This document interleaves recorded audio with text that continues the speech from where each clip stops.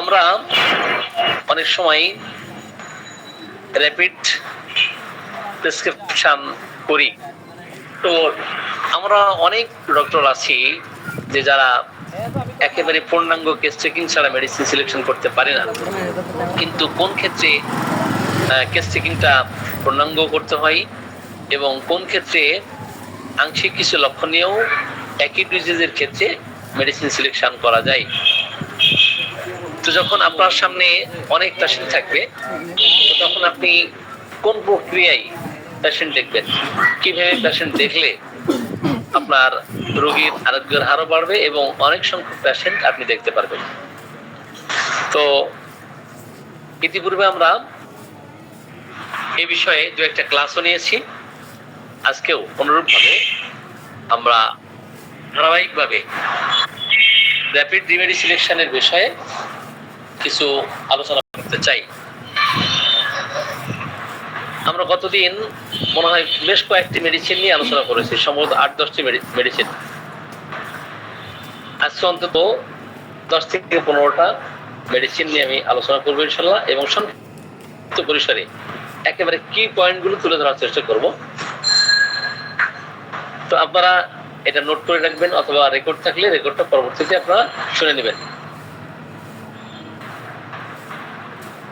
যেমন অ্যাকোনাইট। তো অ্যাকোনাইট একেবারেই স্বল্প ক্রিয়াশীল মেডিসিন এবং হঠাৎ করে আক্রমণ করে। তো কালবৈশাখী ঝড়ের মতো আক্রমণ করে, এবং যখন সে আক্রান্ত হয় যে কোনো ডিজিজেই তার মৃত্যু ভয়, অস্থিরতা, ছটফটানি থাকবে, প্রবল পিপাসা থাকবে এবং ঠান্ডা পানি পান করার অদম্য স্পৃহা থাকবে, এবং মৃত্যুর দিন ক্ষণ সময় একেবারে বলে দিবে। এই ক্ষেত্রে আপনি অবশ্যই রোগ যেটাই হোক না কেন আপনি অ্যাকোনাইট অ্যাপ্লাই করবেন। রোগের নামে যেটাই হোক না কেন এখানে অ্যাকোনাইট ছাড়া অন্য কোনো মেডিসিন হতে পারে না। অনুরূপ ভাবে আপনি যখন আর্সেনিক সিলেকশন করবেন, তো আর্সেনিকের রোগীরও মৃত্যু হয়, অস্থিরতা, ছটফটানি থাকে, কিন্তু নির্দিষ্ট সময়ের কথা বলে না, অনির্দিষ্ট সময়, যে কোনো সময় সে মারা যেতে পারে, যে কোনো দিন মারা যেতে পারে। তো সেটা নির্দিষ্ট সময় বলে না যে আমার বিকাল 5টা পার হবে না, অথবা সন্ধ্যা 7টার মধ্যেই আমি মারা যাব, এই ধরনের নির্দিষ্ট সময়ের কথা সে বলে না। অনির্দিষ্ট সময় থাকবে, সময়ের কথা বলবে, এবং প্রচন্ড মানসিক অস্থিরতা থাকবে। এত বেশি মানসিক অস্থিরতা তার চেহারা দেখে বোঝা যাবে, এবং মৃত্যু নিশ্চিত ঘটবে এই চিন্তা তার মধ্যে থাকে, এবং সেই সাথে তার প্রবল পিপাসা থাকা সত্ত্বেও অল্প অল্প পরিমাণে পানি পান করে, এবং সেটা গরম পানি পান করলে একটু কমফোর্ট ফিল করে। সেক্ষেত্রে অবশ্যই আপনি আর্সেনিক অ্যাপ্লাই করবেন। আপনি এন্টিমটার্ট এই রোগীদের ক্ষেত্রে আমরা শুধু এটাই জানি যে এই মেডিসিনকে একেবারে শেষ পর্যায়ে 11th আওয়ারে আমরা ব্যবহার করি, কিন্তু 11th আওয়ার ছাড়াও, টারশিয়ারি স্টেজ ছাড়াও আপনি অন্য সময় ব্যবহার করতে পারেন। যে টারশিয়ারি স্টেজে আসে নাই, একেবারে সিভিয়ার কন্ডিশন তৈরি হয় নাই, সেক্ষেত্রেও আপনি অ্যাপ্লাই করতে পারেন। সাপোজ কারো কাশি হয়েছে, ঘর ঘর করে শব্দ হচ্ছে, অথবা হাঁপানি হয়েছে। এখন হাঁপানি হয়েছে, ঘর ঘর শব্দ হয়, ছেলে সে একটু তুলতে পারলেই সে কমফোর্ট ফিল করে, বিন্দু বিন্দু ঘর্ম থাকে, ঠান্ডা ঘাম। এমন অবস্থায় আপনি হাঁপানির জন্য অবশ্যই এন্টিমটার্ট অ্যাপ্লাই করতে পারেন, এবং ডান পাশে শয়ন করলেই হাঁপানি থেকে একটু নিষ্কৃতি পায়, একটু উপশম হয়। এক্ষেত্রে অবশ্যই এন্টিমটার্ট অ্যাপ্লাই করতে পারেন। অ্যাপিসমেল কখন অ্যাপ্লাই করবেন? সাপোজ আর্টিকেরিয়াতে সাফার করতেছে, আমবাত দেখা দিয়েছে। গরমকালে আমবাত প্রতি সিজন, অর্থাৎ সামার সিজনে গরমকালে এটা দেখা দেয়, গরম পড়লেই বেশি হয়, ঠান্ডাতে উপশম হয়, মুক্ত বাতাসে গেলে উপশম হয়, এবং শরীরটা মৌমাছি কামড় দিলে, দংশন করলে যে অবস্থা তৈরি হয়, এই অবস্থা অ্যাপিসমেলের রোগীদের ক্ষেত্রে দেখা যায়। পিপাসাহীনতা থাকে এবং আক্রান্ত স্থান চকচক করতে থাকে। এমন অবস্থায় আপনি অবশ্যই অ্যাপিসমেল অ্যাপ্লাই করবেন। অ্যাপিসমেলের কমপ্লিমেন্টারি ক্রনিক মেডিসিন ন্যাট্রামিয়র। তো অ্যাপিসমেল আপনি দীর্ঘদিন অ্যাপ্লাই করার পরে কমপ্লিটলি যখন ভালো না হবে, তার ক্রনিক মেডিসিন ন্যাট্রামিয়রের কথা চিন্তা করবেন। ন্যাট্রামিয়ার রোগী গরম কাতর হয় কিন্তু পিপাসা বেশি থাকে, অ্যাপিসের পিপাসা কম থাকে। এবং হুল ফোটালে যে অবস্থা দেখা দেয়, সেম অ্যাপিসমেলের রোগীদের ক্ষেত্রেও কিন্তু এই ধরনের হুল বিদ্ধবোধ, হুল ফোটানোর মতো যন্ত্রণা তার করতে থাকে। অ্যাপিসমেল অ্যাপ্লাই করে তার আর্টিকেরিয়া কমপ্লিটলি ভালো হচ্ছে না, 80% বা 70% ভালো হয়েছে, বাকিটা আর ভালো করা সম্ভব হচ্ছে না। এই আর্টিকেরিয়ার জন্য অবশ্যই আপনি ন্যাট্রামিয়র অ্যাপ্লাই করবেন। ন্যাট্রামিয়র একাকি থাকতে চাই, কোষ্ঠবদ্ধতা থাকে, প্রবল পিপাসা, যতই পানি পান করুক না কেন তার জিভ, তার মুখ একেবারে শুকিয়ে থাকে। এমন অবস্থায় আপনি ন্যাট্রামিয়র অ্যাপ্লাই করবেন। ন্যাট্রামিয়রের সান্ত্বনা দিলেই তার আরো মেজাজ বেড়ে যায়, সান্ত্বনা সে নিতেই পারে না। অবশ্যই এই ক্ষেত্রে ন্যাট্রামিয়র দিবেন যদি কিনা তার মধ্যে লবণ খাওয়ার অদম্য স্পৃহা থাকে, চোর ডাকাতের ভয় থাকে, চোর ডাকাতের স্বপ্ন দেখে, আপনি খোলামেলা স্থানে প্রস্রাব করতে পারেন না, অবশ্যই এই ক্ষেত্রে ন্যাট্রামিয়রকে আপনি চিন্তা করবেন। সম্মানিত চিকিৎসকবৃন্দ, আমরা তাহলে প্রত্যেকটা মেডিসিনকে একেবারে ছোট্ট ছোট্ট যে সিমটম গুলো, কিন্তু এই সিমটম গুলোর গুরুত্ব অনেক বেশি, তাই না? একেবারে কি পয়েন্ট, কি সিমটম যেটা, সেই সিমটম গুলো যখন আমরা সামনে নিয়ে আসবো, এটা হচ্ছে মেডিসিনের চারিত্রিক বৈশিষ্ট্য, এটা রোগীর চারিত্রিক বৈশিষ্ট্য। এমন অবস্থায় আপনি কি করবেন? এই মেডিসিন গুলোকে স্বতন্ত্র করবেন, স্পেসিফাই করবেন, এটাকে সিম্পলিফাই করবেন, এটাকে ইন্ডিভিজুয়ালাইজ করবেন, তারপরে কিনা রোগীকে ভালো করা সম্ভব। সাপোজ আর্জেন্টাইটিকাম আপনি অ্যাপ্লাই করবেন। এখন আর্জেন্টাইটিকামের অসংখ্য রোগ লক্ষণ থাকে, তার মধ্যে আপনি ইন জেনারেলি রোগ যেটাই হোক না কেন, যদি কিনা তার মানসিক লক্ষণ এমন থাকে সে একাকী থাকতে পারে না, তার মধ্যে নার্ভাস স্টেবিলিটি প্রচন্ড মাত্রায়, আর্জেন্টাইটিকামের রোগীদের ক্ষেত্রে দেখবেন এরা নার্ভাস স্টেবিলিটি এদের থাকে, এবং কোথাও বাইরে বের হওয়ার জন্য বাসা থেকে যদি রওনা দিতে চাই, বের হতে চাই, আগেই তার প্রস্রাব পায়খানার বেগ লেগে যাবে। যদি সে গির্জায় যেতে চাই তার প্রস্রাব পায়খানার বেগ লেগে যাবে। যদি সে মন্দিরে যেতে চাই তার প্রস্রাব পায়খানার বেগ লেগে যাবে। যদি সে মসজিদে যেতে চাই তার প্রস্রাব পায়খানা করে আগে মসজিদে যেতে হবে। মসজিদে যাওয়ার পরে যদি ইমাম সাহেব উনি বয়ে থাকেন, ইমাম সাহেব খুতবা দিবেন, নামাজ পড়াবেন, তো এই খুতবা দেওয়ার আগে দেখবেন তার নার্ভাস ডেবিলিটির কারণে তার পায়খানার বেগ দেখা দিচ্ছে। এমন অবস্থায় আর্জেন্টাইটিকাম অ্যাপ্লাই করবেন। আর্জেন্টাইটিকাম অত্যন্ত অস্থির হয়ে কোথাও হয়তো সে সফর করবে, তো বাসে হোক ট্রেনে হোক, যে স্থানে সে যেতে চাই, যেই সময় তার ট্রেনের সময়, ওই সময়ের থেকে আরো 1 ঘন্টা আগে সে স্টেশনে পৌঁছে যায়, অথবা বাস স্ট্যান্ডে সে পৌঁছে যায়, যে বাস 7টায় সে 6টায় গিয়ে বসে থাকে।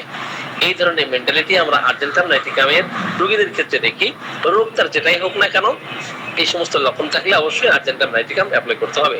আর্জেন্টাইটিকাম গরম কাতর, আর্জেন্টাইটিকাম মিষ্টি খাই বেশি, অপরদিকে সে মিষ্টি সহ্য করতে পারে না এবং অস্থির প্রকৃতির, অবশ্যই আপনি আর্জেন্টাইটিকাম অ্যাপ্লাই করবেন। এখন আর্জেন্টাইটিকামের কমপ্লিমেন্টারি মেডিসিন কিন্তু সিপিআর, আর্জেন্টাইটিকামের কমপ্লিমেন্টারি মেডিসিন কিন্তু ন্যাট্রামিয়র। তো কখন ন্যাট্রামিয়র অ্যাপ্লাই করবেন?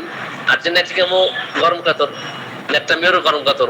অনেক সময় ন্যাট্রামিয়রের কুফল দূর করার জন্য নাক্স অ্যাপ্লাই করতে হয়, আবার আর্জেন্টাইটিকামের কুফল দূর করার জন্য অনেক সময় ন্যাট্রামিয়রের প্রয়োজন হয়। তো ন্যাট্রামিয়র একে অপরের সাথে, আর্জেন্টাইটিকামের সাথে অনুগ্রহ পরিপূরক। তাহলে একটার সাথে আরেকটা কম্পেয়ার করতে হবে।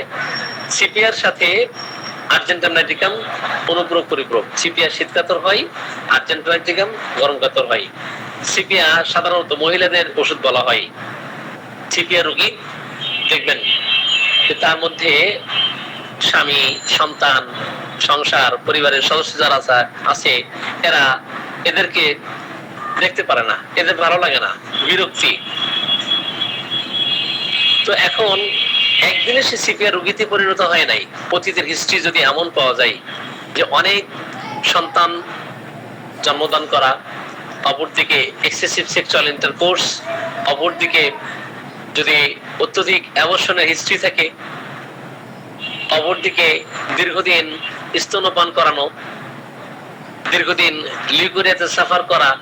এখন তার শরীর স্বাস্থ্য ভেঙে গেছে, আগে শরীর স্বাস্থ্য ভালো ছিল, এখন তার শরীর আর চলে না, স্বামী ভালো লাগে না, সেক্সুয়ালি তাকে টাচ করলে বিরক্তি ফিল করতে থাকে, একাকী নিরিবিলি নির্জন স্থানে থাকলে সে কমফোর্ট ফিল করে, সঙ্গী পছন্দ করে না, তার কষ্ট হয়, তার দুঃখ হয় যে আমি আগে তো এমন ছিলাম না, এখন আমার স্বামীর প্রতি কেন ভালোবাসা নাই, আমি আমার সন্তানকে কেন ভালোবাসতে পারি না।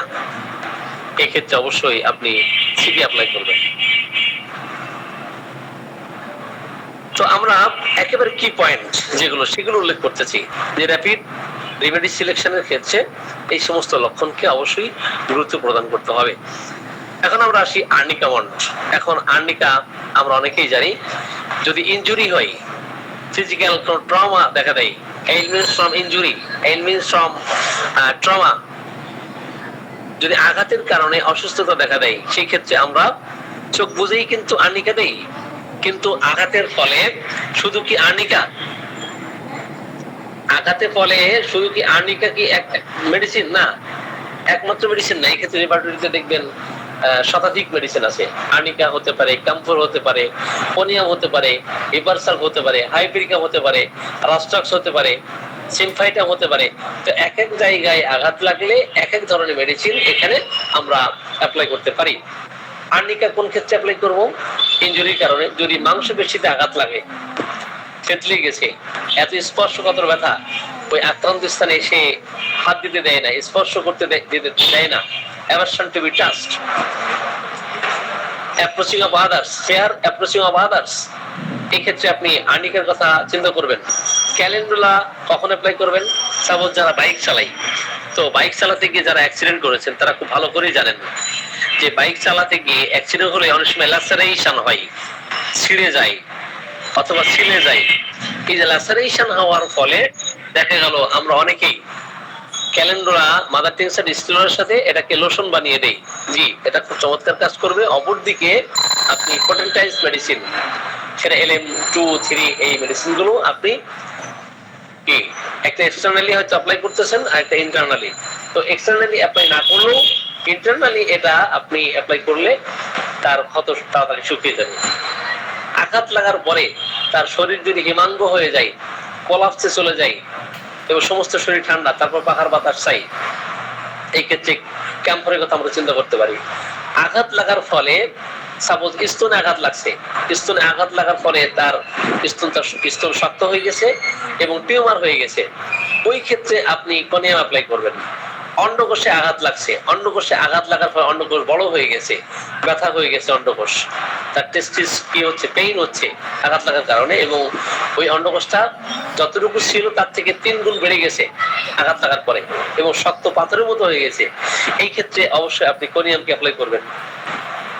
এখন আপনি কান ফুটিয়েছেন অথবা নাক ফুটিয়ে দিয়েছেন আপনার মেয়েকে, এখন কান ফোটানোর ফলে, নাক ফোটানোর ফলে দেখা গেল এটা হচ্ছে পাংচার হয়েছে। কি হচ্ছে? পাংচার হয়েছে। এখন পাংচার হওয়ার ফলে দেখা গেছে এখন যারা সিফিলিটিক পেশেন্ট বা সহজে ক্রুজ হওয়ার প্রবণতা যাদের থাকে, সেক্ষেত্রে আপনি অনেক মেডিসিনের কথা চিন্তা করতে পারেন। তার মধ্যে এবার সব থাকতে পারে, তার ক্ষেত্রে আপনি স্যালিসা চিন্তা করতে পারেন। এই ধরনের অসংখ্য মেডিসিন আপনি পাবেন। এখন আমরা একটু দেখবো ওনস, তাই না? ওনস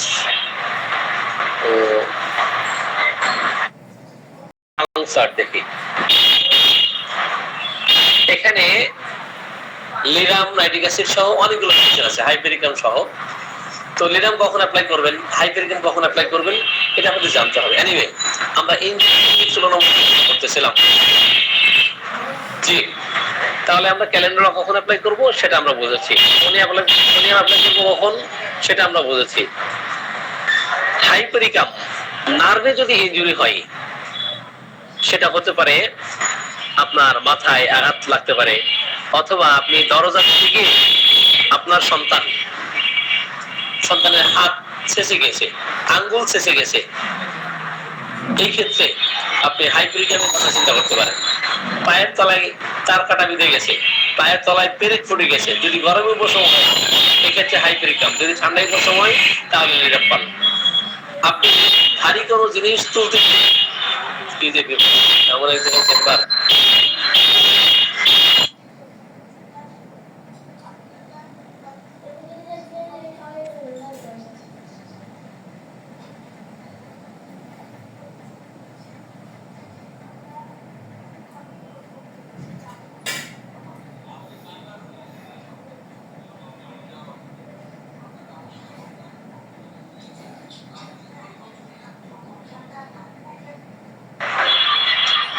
যে আমাকে শুনতে পাচ্ছেন আপনারা? আমাকে শোনা যাচ্ছে? শোনা যাচ্ছে।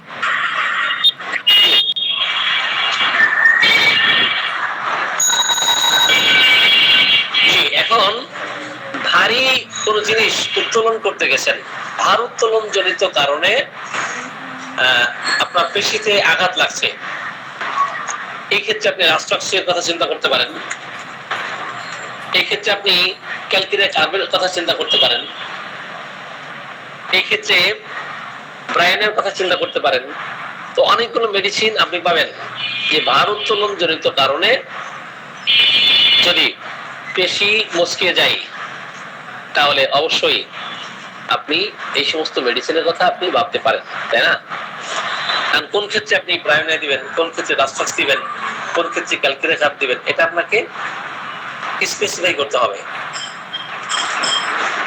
এরপরে আঘাতের আরো যে সমস্ত মেডিসিন আছে, সাপোজ সিমফাইটাম, সিমফাইটাম হাড়ের আঘাতে অথবা হাড় যদি আপনার জোড়া না লাগে, আঙ্গুল ভেঙে গেছে অথবা কোথাও কোনো হাড় এটা জোড়া লাগতেছে না ভেঙে যাওয়ার ফলে, সেই ক্ষেত্রে আপনি সিমফাইটামের কথা চিন্তা করতে পারেন। চোখের তারায় আঘাত লাগলে এক্ষেত্রে সিমফাইটামের কথা চিন্তা করতে পারেন। লিরামের আঘাতটা সাপোজ কোন এক সময় পায়ে লাগছে, পায়ের বৃদ্ধাঙ্গুলে, এখন এই ব্যথাটা নিচের থেকে উপরের দিকে ধাবিত হয় এবং আক্রান্ত স্থান ঠান্ডা এবং আক্রান্ত স্থানে ঠান্ডা দিলেই ভালো লাগে, এই ক্ষেত্রে অবশ্যই লিরামের কথা আপনি চিন্তা করতে পারেন। এখন ইনজুরি হতে পারে এমন যে ধারালো অস্ত্রে কেটে গেছে, এখন ধারালো অস্ত্রে কেটে যাওয়ার ফলে এই ক্ষত আর শুকাতে চায় না, সেই ক্ষেত্রে আপনি স্টেরিসেরিয়ার কথা চিন্তা করতে পারেন। যদি কোথাও কাটা ফুটে যায়, বিশেষ করে চোখে, সাপোজ ছোট ছোট ছেলেমেয়েরা যখন খেজুরের পাতা নিয়ে অথবা খেজুরের যে কাটা আছে খেজুর গাছের, তো এই কাটা নিয়ে একে অপরের দিকে ছুটতেছে, যদি কিনা কখনো চোখে কারো এটা বিঁধে যায়, চোখে আঘাত লাগে এবং সমানে রক্ত নিঃসরণ হতে থাকে, ব্লাড ডিসচার্জ হতে থাকে এবং সে বাবা গো মা গো বলে চিৎকার করতে থাকে, আমাকে বাঁচো, আমি আর বাঁচবো না, মরে যাবো, এমন অবস্থায় আপনি অবশ্যই আর্নিকের কথা চিন্তা করতে পারেন। আঘাতের পর যদি সেটা ডিপ টিস্যুতে ইনজুরি হয়, সেটা হতে পারে যে ডিএনসির কারণে, যে প্রথম তাদের বিয়ে হলো, সন্তান এখন নিতে চায় না, এই সন্তানের বয়স 2 মাস বা 3 মাস, এখন তারা অ্যালোপ্যাথিক চিকিৎসকের কাছে ওনারা গেছেন, যাওয়ার ফলে দেখা গেছে যে সেটাকে ডিএনসি করতে বলেছেন, ডিএনসি করে সেটাকে কেটে কেটে এটাকে বের করা হলো। এই যে ডিপ টিস্যুতে ইনজুরি হলো, এই ক্ষেত্রে অবশ্যই আপনি বেলিস্টারের কথা আপনি চিন্তা করতে পারেন। এই ধরনের আঘাতজনিত অসংখ্য মেডিসিন আমাদের রেপার্টরিতে আছে, এই মেডিসিন গুলোর পার্থক্য নিরূপণ করেই মেডিসিন অ্যাপ্লাই করতে হয়। সাপোজ রোটা আপনি কখন অ্যাপ্লাই করবেন? প্রত্যেক বড় বড় যে জয়েন্ট, সেটা হিপ জয়েন্ট হতে পারে, শোল্ডার জয়েন্ট হতে পারে, সেটা নি জয়েন্ট হতে পারে, সেটা অ্যাঙ্কেল জয়েন্ট হতে পারে, সেটা রিস্ট জয়েন্ট হতে পারে, সেটা এলবো জয়েন্ট হতে পারে। এখন এই জয়েন্ট গুলো যখন বড় বড় জয়েন্ট গুলো ইনজুরি হয়, এই বড় বড় জয়েন্ট গুলো ইনজুরি হলে এই ক্ষেত্রে রোটা খুব চমৎকার কার্যকরী একটি মেডিসিন। আমি এই ধরনের অসংখ্য পেশেন্টকে রোটা দিয়ে ভালো করতে সক্ষম হয়েছে আলহামদুলিল্লাহ। আমি আমার এলাকার একজন রোগীর রেফারেন্স দিতে চাই যে তার মোটরসাইকেল চালানোর কারণে অ্যাক্সিডেন্ট হলো এবং পায়ের হাঁটুর যে লিগামেন্ট গুলো আছে এই লিগামেন্ট ফ্র্যাকচার হয়েছে, লিগামেন্ট ছিঁড়ে গেছে। তো পা ফেলে সোজা চলে যায় ডাইনে, পা ফেলে বামে চলে যায়, মানে এলোমেলো হয়ে যায়, তার ইমব্যালেন্স হয়ে যায়, ব্যালেন্স থাকে না। তো আমি বললাম যে এটা অ্যালোপ্যাথি চিকিৎসকেরা কি বলেছেন? বলেছেন এটা অপারেশন ছাড়া ভালো হবে না। আমি বললাম উইদাউট অপারেশনে হোমিওপ্যাথিতে ইনশাআল্লাহ ভালো হওয়া সম্ভব। তাকে বেশ কিছুদিন চিকিৎসা দিয়ে আলহামদুলিল্লাহ এই রুটার মাধ্যমে তাকে ভালো করতে সক্ষম হয়েছে। এনিওয়ে, আমরা কথা বলতেছিলাম আর্নিকার কথা। আর্নিকা আলোচনা করতে গিয়ে অনেক ইনজুরি কেন্দ্রিক যে মেডিসিন গুলো আছে, আঘাতজনিত অসুস্থতা, তো সেই মেডিসিন গুলো কথা আমরা উল্লেখ করেছি। আঘাতের আরেকটা চমৎকার মেডিসিন আছে, সেটা হলো ন্যাট্টাম সালফ। যদি কারো অক্সিপুটে ব্যাকসাইড অফ দ্য হেড অক্সিপুটে ইনজুরি হয় আর ইনজুরি হওয়ার ফলে যদি সে পাগল হয়ে যায়, এক্ষেত্রে খুব চমৎকার কার্যকরী মেডিসিন। অক্সিপুটে আঘাত লাগার ফলে যদি তার শরীর প্যারালাইজড হয়ে যায়, যে কোনো অঙ্গ প্যারালাইজড হয়ে যায়, এই ক্ষেত্রে ন্যাট্টাম সালফ খুব চমৎকার কার্যকরী মেডিসিন। যখন নরমালে ডেলিভারি করাতে যাই, যে সমস্ত অদক্ষ ধাত্রী থাকে, এই অদক্ষ ধাত্রীদের কারণে কি হয়, ওই সন্তানের ব্রেইনে যখন ইনজুরি হয়, ডেলিভারি করাতে গিয়ে সন্তানের মাথায় ইনজুরি হয় এবং এরপর থেকে এই সন্তান আর কথা বলে না, এই সন্তান কথা বলে না, এই সন্তান যথাসময়ে হাঁটতে শিখে না, এই সন্তান যথাসময়ে কথা বলতে পারে না, তার টোটালি শরীরটাই যেন প্যারালাইজড হয়ে গেছে, বাকশক্তি লোপ পেয়ে গেছে, আর তারপর থেকে কথা বলতে পারে না। এখন আপনার অবজারভেশন যদি ভুল হয়, আপনি কখনোই ন্যাট্টাম সালফকে চিন্তা করবেন না। আপনি হয়তো চিন্তা করবেন যে স্পেস এর ক্ষেত্রে কি কি হোমিওপ্যাথি মেডিসিন আছে, অথবা লার্নিং টু ওয়াক, আপনার হাঁটতে দেরি লেট হচ্ছে, এই ক্ষেত্রে আপনি রেপার্টরিতে মেডিসিন দেখে সেই মেডিসিনগুলোর কথা চিন্তা করতেছেন। কিন্তু আপনার অবজারভেশন যদি এটা ধরা পড়তো আপনার অবজারভেশনে যে মাথায় আঘাত লাগছে শিশু, এরপর থেকে আর সে কথা বলতে পারে নাই, সেক্ষেত্রে আপনি অবশ্যই ন্যাট্টাম সালফকে আপনি ভুলে যাবেন না। ন্যাট্টাম সালফ এই ক্ষেত্রে চমৎকার কার্যকরী মেডিসিন। সম্মানিত হোমিওপ্যাথিক চিকিৎসক বৃন্দ, তাহলে এই যে ছোট্ট ছোট্ট যে পার্থক্যগুলো আমাদের এইভাবেই করতে হয়। সাপোজ কারো টাইফয়েড হয়েছে, এখন টাইফয়েডের জন্য হোমিওপ্যাথিতে অনেক মেডিসিন আছে, টাইফয়েডের জন্য হোমিওপ্যাথিতে অনেক মেডিসিন আছে না, আছে। এর মধ্যে আর্নিকাও কিন্তু খুব চমৎকার কার্যকরী একটি মেডিসিন। এখন আর্নিকা কোন ক্ষেত্রে আপনি অ্যাপ্লাই করবেন? যখন দেখবেন যে প্রবল জ্বর, এত বেশি জ্বরে তার সমস্ত শরীর পুড়ে যাচ্ছে, কিন্তু তাকে প্রশ্ন করলে সঠিক উত্তর দিয়ে আবার সে অঘরে চলে যায়, অঘরে পড়ে থাকে, সে স্ট্রাকচার কন্ডিশনে চলে যায়, আনকনশাস হয়ে যায় এবং সমস্ত শরীরে এত ব্যথা যে হাত দিতে দেয় না এবং বিছানা থেকে সরতে সরতে সরতে এক জায়গা থেকে অন্য জায়গায় চলে যায়। পুরো বিছানাটাই মনে করেন যে শক্ত হয়ে গেছে। যতই আপনি নরম বিছানায় আর্নিকা রোগীকে শোয়াই দেন না কেন, সে বলবে যে বিছানা শক্ত হয়ে গেছে। আর চিকিৎসার জন্য ডক্টরের কাছে নিয়ে যেতে চাইলে বলে আমার কোনো সমস্যা নাই, আমি ভালো আছি, আমার কোনো রোগ হয় নাই। এমন অবস্থায় আপনি অবশ্যই আর্নিকার কথা চিন্তা করবেন এই টাইফয়েডের জন্য। যদি টাইফয়েডের ক্ষেত্রে দেখতে পান যে প্রচুর কোষ্ঠকাঠিন্য, প্রবল পিপাসা, পরিমাণে অনেক বেশি পানি পান করে এবং চুপচাপ থাকতে চাই, জিহ্বাটা তার তিক্ত স্বাদ, শুধুমাত্র পানি ছাড়া আর সকল প্রকার খাবার তার কাছে তিতা বোধ মনে হয়, এমন অবস্থায় আপনি অবশ্যই তাকে প্রায়োনিয়া না দিয়ে পারেন না। যদি কিনা টাইফয়েড অবস্থায় মাথায় আর পাকস্থলীতে ঠান্ডা চাই, অদম্য ঠান্ডা খাবার খাওয়া এবং ঠান্ডা পানি পান করার অদম্য স্পৃহা যদি দেখতে পান, সেই ক্ষেত্রে আপনি টাইফয়েডের জন্য ফসফরাস অ্যাপ্লাই করবেন। যদি তার সহগামী লক্ষণ, সহচর লক্ষণ হিসেবে দেখতে পান যে টাইফয়েড চলাকালীন সময়ে মলদার দিয়ে প্রচুর পরিমাণে রক্ত নিঃসরণ হচ্ছে, মলদার যেন ওপেন হয়ে গেছে, এমন অবস্থায় আপনি যদি কিনা টাইফয়েড জ্বরে নির্দিষ্ট সময় যে দ্বিপ্রহর এবং রাত প্রহর, বেলা 12টা 1টায় এবং রাত 12টা 1টায় অস্থিরতা ছটফটানি মৃত্যু হয়, অল্প অল্প পরিমাণে পানি পান করে, আপনি অবশ্যই সেই ক্ষেত্রে আর্সেনিক অ্যাপ্লাই করবেন।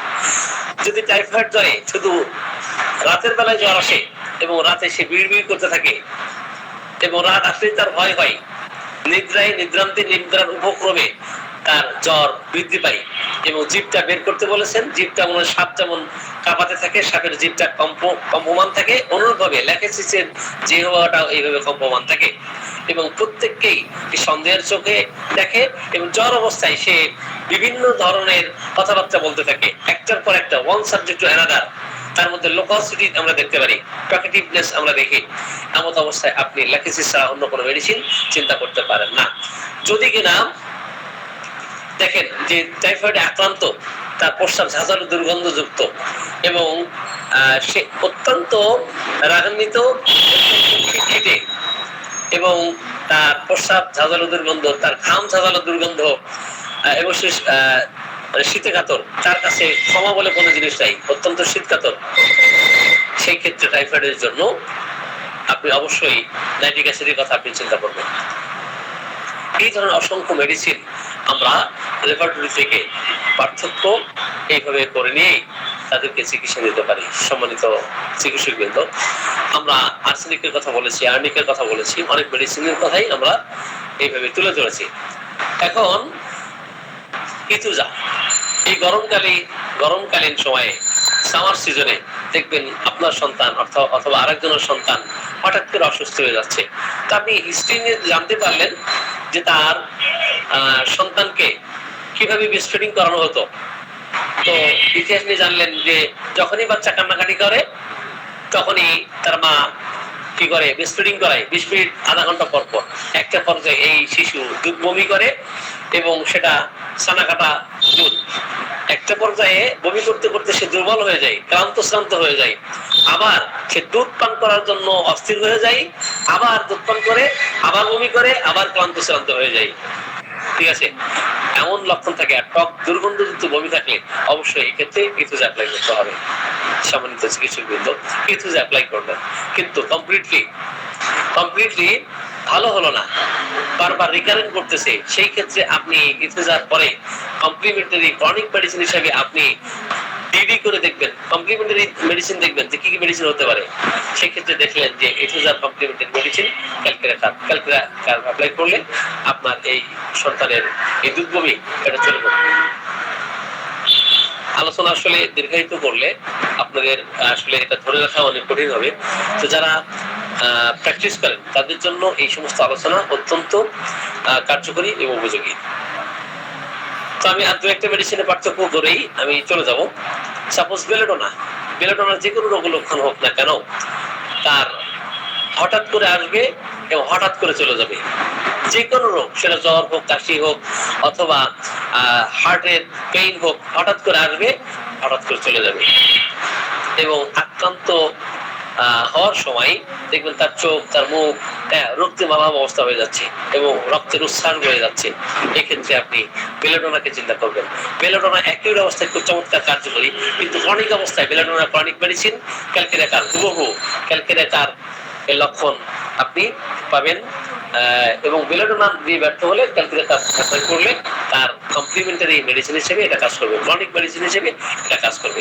তখন বারবার এই যে রোগ লক্ষণ ফিরে আসতেছিল এগুলো ফিরে আসবে না। এখন ক্যালকেরেকার অ্যাপ্লাই করবেন, কোন কোন মেডিসিনকে ফলো করে সেটা খেয়াল রাখতে হবে।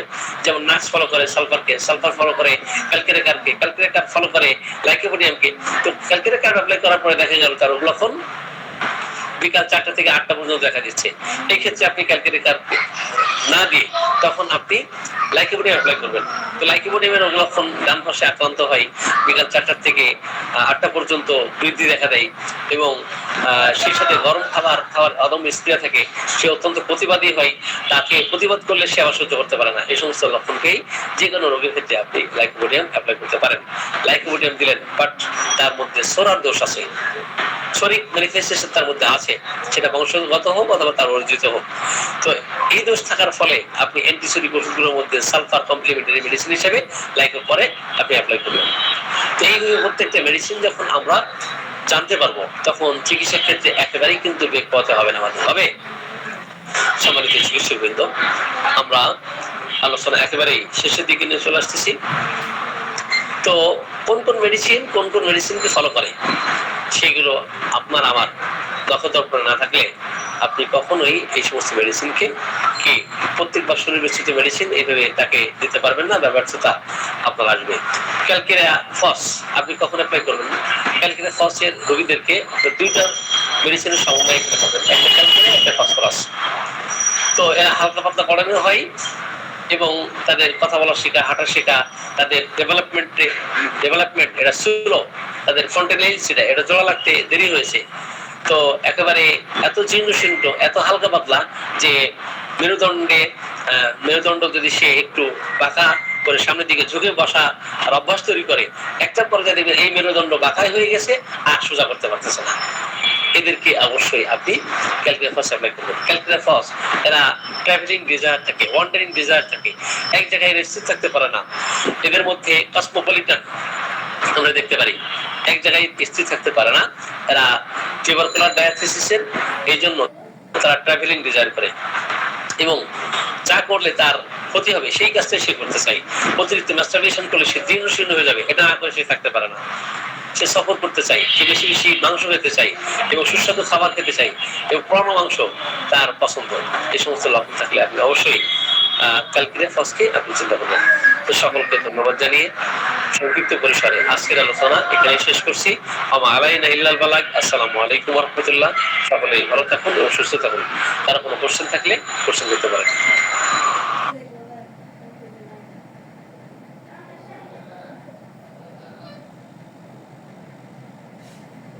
আসসালামু আলাইকুম স্যার। ওয়ালাইকুম আসসালাম, জি বলুন। আমার একটা প্রশ্ন হচ্ছে, একটা পেশেন্টের বয়স হচ্ছে আমার চেম্বারে একজন ওই যে অপেক্ষা করছেন, তো আমি 2-3 মিনিটের পরামর্শ দিই বা আমাদের লাইনটা হতো, লাইনটা দেবো। তো কথা বলে আমি আসতেছি 2 মিনিটের মধ্যে। জি একটু অপেক্ষা করেন। জি প্রশ্ন হচ্ছে যে আরে ভাই সহজ কথা কেন বুঝেন না ভাই? জি স্যার। আপনি আমার কথা বুঝেছেন? না স্যার, বুঝি নাই স্যার। জি এই জন্য কথা বললে আগে বুঝতে হবে, তারপর কথা বলতে হবে। যে আমার চেম্বারে একজন ইন্টারভিউ লাইন দিতে আসছেন, তো 2 মিনিট কথা বলে আমি আসতেছি, একটু অপেক্ষা করেন। জি ঠিক আছে স্যার।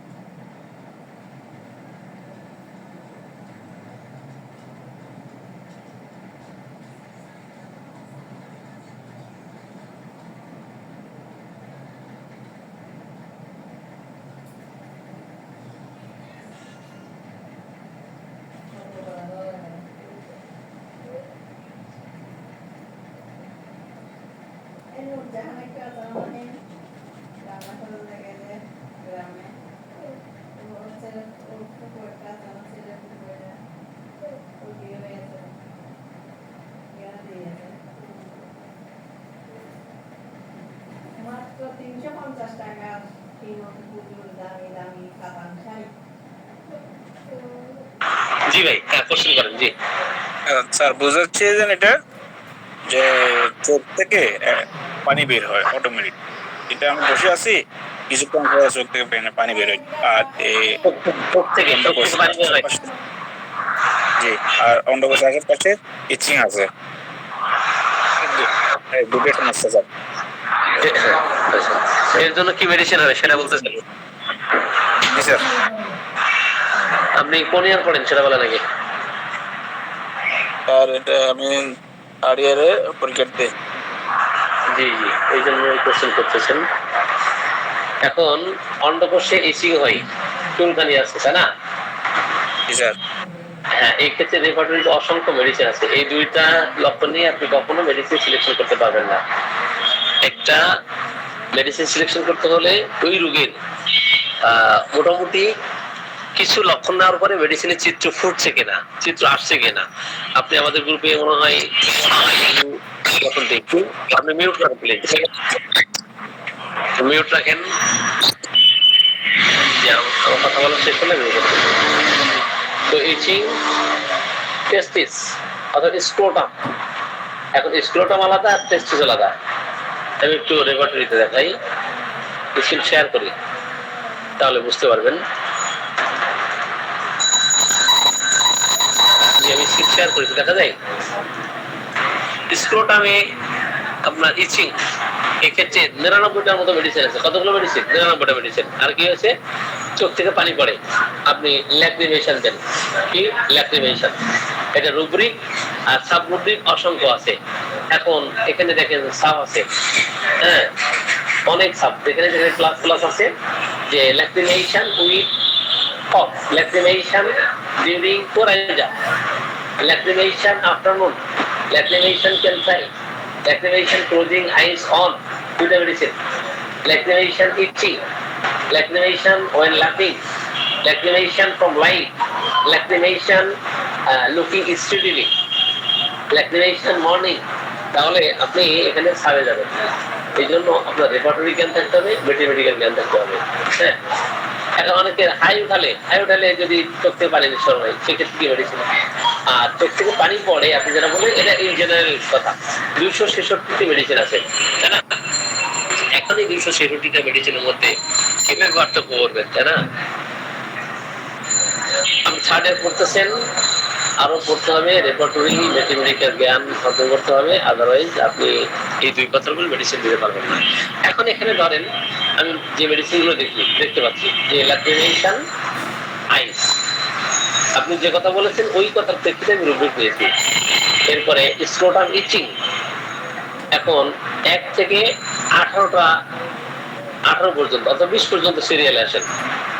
এখানে রডোডেনড্রন পর্যন্ত, ন্যাপটামিওর থেকে অন্যান্য মেডিসিন আপনি পার্থক্য করবেন। নাকি আপনি হিস্ট্রি আগে নেবেন, হিস্ট্রি নেওয়ার পরে মেডিসিন অটোমেটিক্যালি আগে চলে আসবে। লক্ষণগুলোকে আপনার মূল্যায়ন করতে হবে, হ্যাঁ মূল্যায়নের ভিত্তিতে তখন মেডিসিন সামনে চলে আসবে। আমি মনে হয় বিষয়টা আপনাকে বোঝাতে পেরেছি, আপনি বুঝছেন সম্ভবত। স্যার দুটো সিমটমে পুরো পারফেক্ট মেডিসিন আসবে না স্যার? কখনোই আসবে না, কখনোই আসবে না। জি, আর কোনো কোশ্চেন সংক্ষিপ্ত করে করবেন। এই জন্য আমরা যখন রুগী দেখি, আজকে যে রুগীটা দেখলাম, আজকে গ্রুপে রুগী দেখলাম না, তো ইংলিশে অ্যাপ্লাই করলাম আগে, এরপরে কার্সিনোসিন পরে। কার্সিনোসিন গভীর ক্যাসিল মেডিসিন, কার্সিনোসিন নোসুট মেডিসিন, কার্সিনোসিন মাসমেটিক মেডিসিন। তো এই ধরনের ভয়ঙ্কর মেডিসিন আপনি কি প্রথমেই দিতে পারেন? না। প্রথমে মুতাসিমুল হ্যারিম্যান আপনার শ্যালো অ্যাক্টিং মেডিসিনের কথা বলেছেন, স্বল্প ক্রিয়াশীল মেডিসিন গুলোর কথা বলেছেন। জীবনী শক্তি প্রতিক্রিয়ায় কি হবে, আস্তে আস্তে এগুলো চেঞ্জ হবে, কিন্তু কার্সিনোসিন ছাড়া তার সমস্যা দূর হবে না। বংশগত দোষ সহ, কড়া শাসন সহ অনেকগুলো ব্যারিয়ার তার মধ্যে আছে। এই লেয়ার গুলো দূর করতে গভীর ক্রিয়াশীল মেডিসিন প্রয়োজন। কিন্তু মানে প্রথম যে সমস্যাটা সৃষ্টি হচ্ছে সেটা কি? সেটা হচ্ছে যে তার সাথে প্রতারণা করা হয়েছে, হ্যাঁ, স্ত্রীকে দোষারোপ করে, শ্বশুর শাশুড়িকে দোষারোপ করে। তো এখন একটা পর্যায়ে সে মেন্টালি ডিসঅর্ডার হয়ে গেছে। ইগনিশিয়া একটা কথার উপর ভিত্তি করে আমি ইগনিশিয়া সিলেকশন করেছি। সেটা কি? দীর্ঘশ্বাস ফলে। এই যে দীর্ঘশ্বাস, এটা হচ্ছে উইলের লক্ষণ। লক্ষণগুলোকে আপনার ইয়ে করতে হবে, মূল্যায়ন করতে হবে। আপনি ইভালুয়েশন করবেন লক্ষণকে, এটাকে আপনি এমফাসিস করবেন, ঠিক আছে? জি, তো ইংলিশিয়া দিয়েছি। ইংলিশিয়া দ্বিতীয় স্থানে ছিল, প্রথম স্থানে ছিল কার্সিনোসিন। এরপরে ইংলিশে দিয়ে চেঞ্জ হলে, ভালো না হলে সেক্ষেত্রে ন্যাটামের হতে পারে, এবং সেই ক্ষেত্রে কার্সিনোসিন হতে পারে। এখন কোন বাধা তাকে আরোগ্য হতে দিচ্ছে না, এই পেশেন্টকে। তো ওই বাধার জন্য কোন মেডিসিনের চিত্রটা সামনে আসছে, তখন সেই মেডিসিন আপনাকে অ্যাপ্লাই করতে হবে। জি, আমি ওই বিষয়টা আপনাকে ক্লিয়ার করতে পেরেছি। জি, নেক্সট নেক্সট। আসসালামু আলাইকুম স্যার। ওয়ালাইকুম আসসালাম। স্যার আমার বাচ্চারই স্যার এই গরম থেকে স্যার শরীরে ফুসকা পড়েছে স্যার। এটা স্যার ফুসকাটা স্যার পানি বের করলে পাতলা পানি হয় অথবা পুষ হয় স্যার।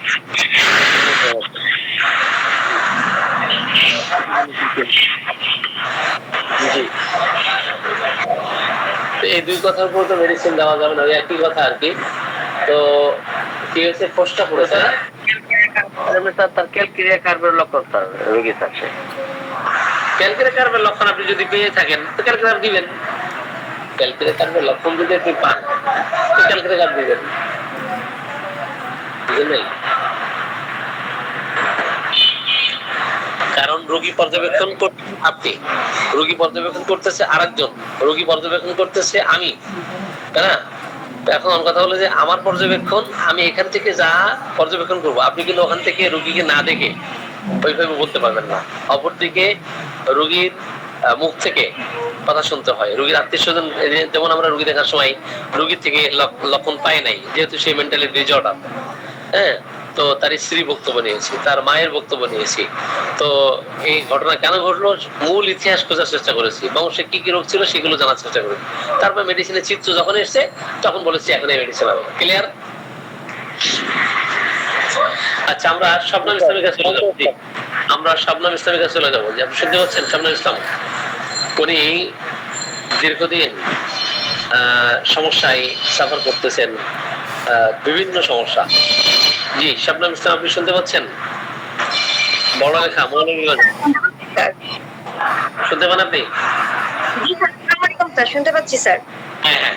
তো উনি একজন চিকিৎসকের কাছে চিকিৎসা নিয়েছেন দীর্ঘদিন। তো হয়তো সে আশানুরূপ রেজাল্ট পান নাই, সর্বশেষ আমাদের কাছে চিকিৎসা নিচ্ছেন।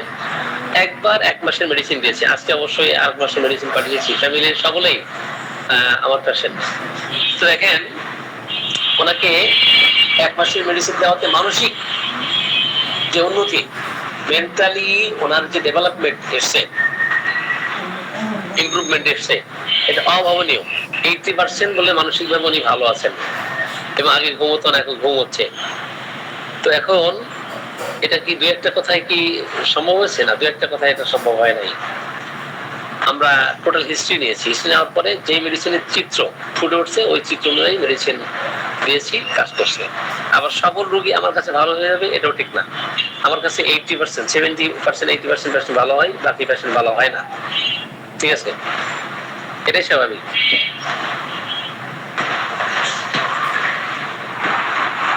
জি, আর কোনো কোশ্চেন? আসসালামু আলাইকুম স্যার। স্যার আমার কাছে যত দেখেছেন কিন্তু 70% অনেক বেশি স্যার, 90-র উপরে হবে স্যার। আলহামদুলিল্লাহ। তো 90% রোগী ভালো রেজাল্ট পাইলে, এখানে ভালো রেজাল্টের পেছনে কয়েকটা বিষয় এখানে থাকে। একটা হলো ওষুধ যথাযথভাবে আপনি পাওয়ার সিলেকশন করতে পারছেন কিনা, ওষুধের যে পিউরিটি, এটার বিশুদ্ধতা আছে কিনা, পিওর ওষুধ কিনা, এটা খাঁটি মেডিসিন কিনা। তো সেদিকে খেয়াল রাখা। খাঁটি মেডিসিন না হলে ওষুধে কাজ করবে না। সব কোম্পানি মেডিসিন একরকম না। যাই হোক, জি, আর কোন কোশ্চেন? আসসালামু আলাইকুম স্যার। ওই আপনাকে অনলাইনে রোগী দেখাইতে হলে স্যার এই কোন সময় বা কিভাবে দেখাইতে হয় স্যার, এটা জানতে চাই। অনলাইনে রোগী দেখাতে হলে আমাদের একটা রেজিস্ট্রেশন ফর্ম আছে। রেজিস্ট্রেশন ফর্মটা আপনাকে পূরণ করতে হবে, নাম্বার দেওয়া আছে ওখানে। তো বিকাশ করতে হবে 500 টাকা। তারপর আমি টাইম দেবো, টাইম অনুযায়ী আপনাকে দেখে দেওয়া হবে আর কি। জি স্যার, তাহলে আপনার ফিটা 500 টাকা স্যার, ওই যে কনসালটেশন যেটা। জি জি জি জি স্যার। তো মানে আপনি যে সময়টা দিবেন ওই সময়ে রোগীকে প্রেজেন্ট করতে হবে। জি জি জি। জি স্যার, রোগী যদি দূরে হয়, মানে আমার থেকে যদি দূরে হয়, তাহলে তাকে কিভাবে মানে এই করা যায়? আজকে ডক্টর ইউনুস নারায়ণগঞ্জ, উনি আজকে একজন পেশেন্ট দেখাইছেন। আমাদের সাবিরুল ভাই তো প্রতিদিনই দুই তিনজন থাকেই, প্রতিদিনই থাকে কম বেশি। তো ওনার তো এভারেজে কি 200 রোগী হয়ে গেছে সাবিরুল ভাই? স্যার ওই 275 মতন স্যার, 75-80টা। 175, 275 স্যার। 175 80, হ্যাঁ 275। 275। জি স্যার। ও মাই গড, 275 কবে হলো? আমি তো স্যার এগুলো কিলো দুটো করে হলে এক মাসে 60টা হয় স্যার। একবারে চারটা, জি জি, ঠিক ঠিক ঠিক। তো 275 জন রোগী, এটা কিন্তু বিশাল ব্যাপার। তো শুধু একজনের রেফারেন্সে ইন্ডিয়াতে যদি 275 জন রোগী আসে এবং তার রেজাল্ট আলহামদুলিল্লাহ ভালো। জি স্যার এই পরশুদিন আমার তো একজনের দেখানোর কথা, আপনি তো আসসালামু আলাইকুম বলে চলে যাচ্ছিলেন, তো সেখানে তো 3টে হয়ে গেল স্যার একসঙ্গে। সেটাই। তো এখন আজকে আজকে আমি দুপুরে মানে ঘুমাতে পারি নাই, মাগরিবের নামাজ পড়ে এত ঘুম আসছে। তো ফোন যখন আমাদের সাবিরুল্লাহ ফোন দিলেন, আমি ঘুমিয়ে ঘুমিয়ে কথা বলতেছি। তো ঠিক আছে, তো পরে ঘুমের ঝোঁকটা কেটে গেল, কেটে যাওয়ার পরে এই যে ক্লাস নিচ্ছে এখন, এখানে শব্দ হচ্ছে, বাসায় ক্লাস নিতে পারলে শব্দ হতো না, তো একটু রোডের সাথে তো সমস্যা। জি হ্যাঁ, আমাদের শবনম ইসলাম কিছু বলবেন না? স্যার আমার যে মিটিং থেকে মাঝখানে স্যার আমরা বের হয়ে যাই, এরপর স্যার আমি আর ইন করতে পারি না। এখন তো পারছেন, এখন তো পারছেন। হ্যাঁ স্যার, আমি প্রায় 10 মিনিট ধরে ট্রাই করছি, তারপরে স্যার ইন করতে পারছি। এটা আগে হতো না স্যার, রিসেন্ট হচ্ছে এই সমস্যাটা।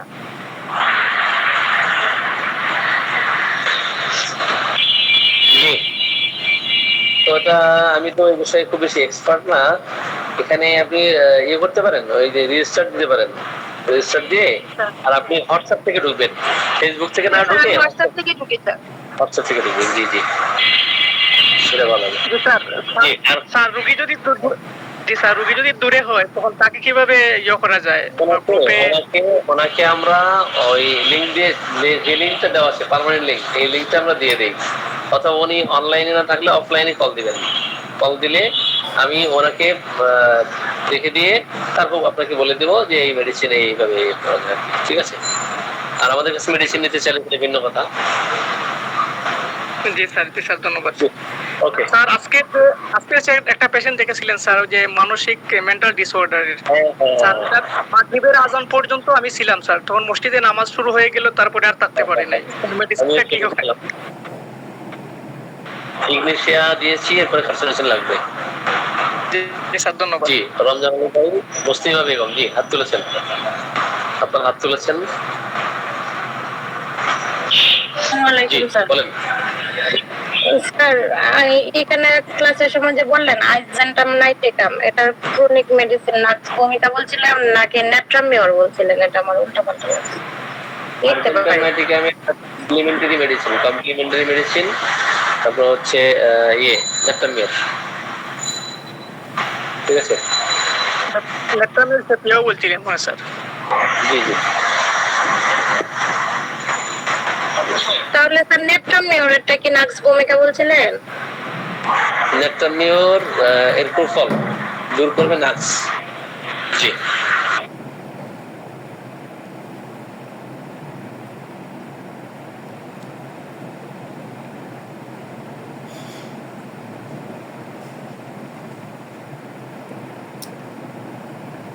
জি, আর কারো কোশ্চেন আছে? তা নাহলে বের হবো আর কি।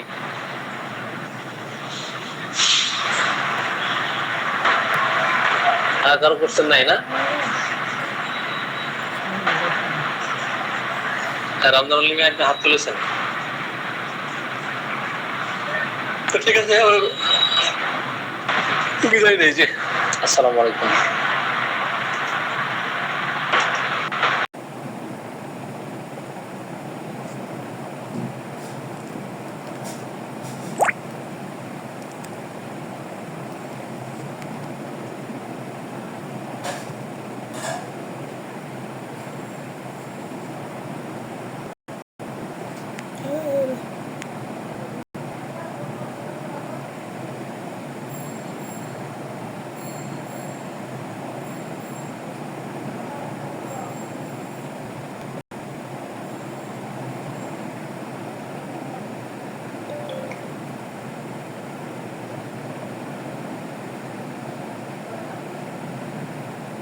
ফ্যানটা বন্ধ করো, যাও শুয়ে যাও, গিয়ে যাও। এই লিখা আছে নাকি? কি লিখা আছে?